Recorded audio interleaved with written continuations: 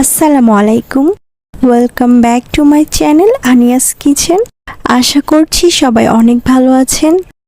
আজকে আমি আপনাদেরকে করে দেখাবো ঝটপট মজাদার এবং মুচমুচে চিকেন পাকোড়া। মাত্র 10 মিনিটে তৈরি করা যায় এরকম একটা ক্রিস্পি আর খুব মজাদার চিকেন পাকোড়ার রেসিপিটি। বিকেল কিংবা সন্ধ্যায় স্ন্যাক্স হিসেবে পরিবেশন করতে পারেন।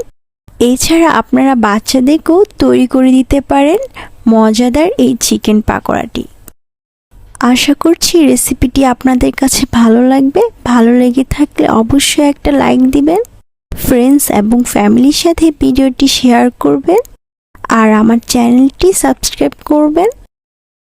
আজকে চিকেন পাকোড়া তৈরি করার জন্য আমি এখানে হাড় ছাড়া মুরগির বুকের মাংস নিয়েছি 2 পিস। কম করে বানাতে চাইলে এখানে 1 পিস নিলেও হবে।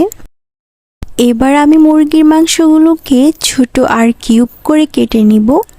একদম ছোট করে ফেলবো না, আবার খুব বেশি বড় রাখবো না, যেন খুব সহজে সিদ্ধ হয়ে যায় সেভাবেই নিতে হবে। আমি একটু দেখিয়ে দিচ্ছি, দেখতেই পারছেন আমি ঠিক এরকম রেখেছি। এবার আমি এখানে দিয়ে দিচ্ছি একটা ডিম। চিকেন আর ডিমটাকে আমি একসঙ্গে খুব ভালোভাবে মিশিয়ে নিচ্ছি। চিকেনের সঙ্গে ডিমটাকে ভালোভাবে মিশিয়ে নেওয়ার পর এবার আমি এগুলোকে একটা মিক্সিং বোলে নিয়ে নিচ্ছি। এরপর এখানে আমি দিয়ে দিচ্ছি 1/2 চা চামচ লবণ অথবা স্বাদ মতো। রসুন বাটা দিয়ে দিচ্ছি 1/2 চা চামচ। আদা বাটা দিয়ে দিচ্ছি 1/2 চা চামচ। লাল মরিচের গুঁড়ো দিয়ে দিচ্ছি 1 চামচ, তবে ঝালটা আপনারা আপনাদের প্রয়োজন অনুযায়ী বাড়িয়ে বা কমিয়ে দিবেন।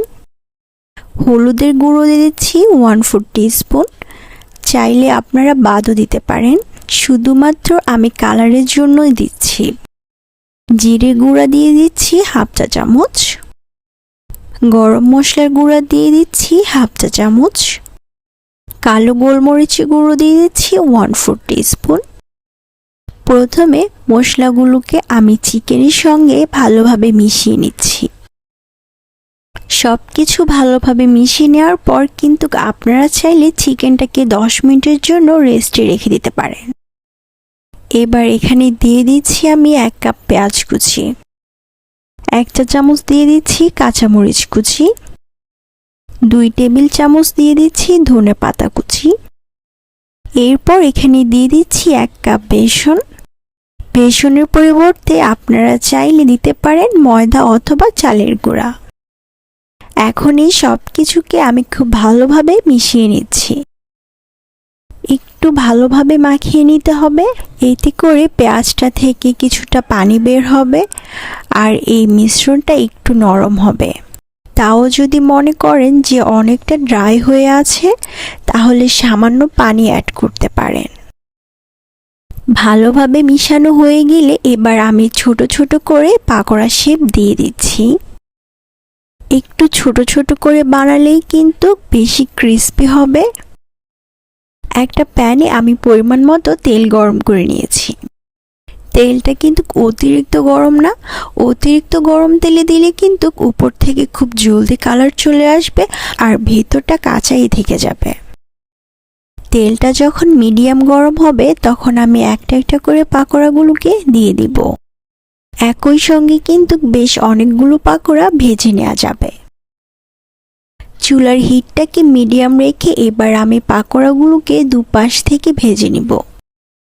একটু পরপরই কিন্তু উল্টে পাল্টে দিতে হবে, এতে করে চারপাশ থেকে সমানভাবে ভাজা হবে।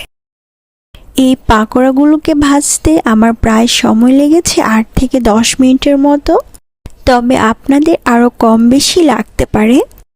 চেষ্টা করবেন একটু সময় নিয়ে পাকোড়াগুলোকে ভাজতে, তাহলে পাকোড়াগুলো বেশি মুচমুচে হবে।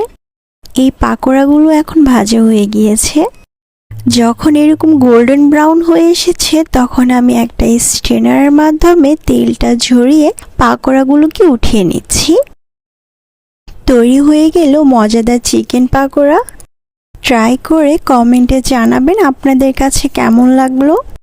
দেখে নিশ্চয়ই বুঝতে পারছেন এই পাকোড়াগুলো কতটা মুচমুচে হয়েছে।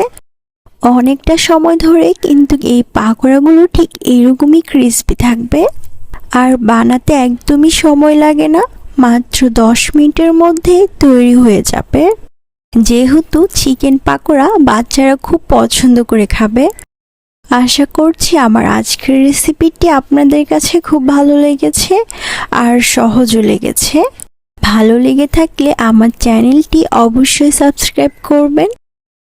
তাহলে আজকে এই পর্যন্তই। সবাই অনেক বেশি ভালো থাকবেন, সুস্থ থাকবেন। আল্লাহ হাফেজ।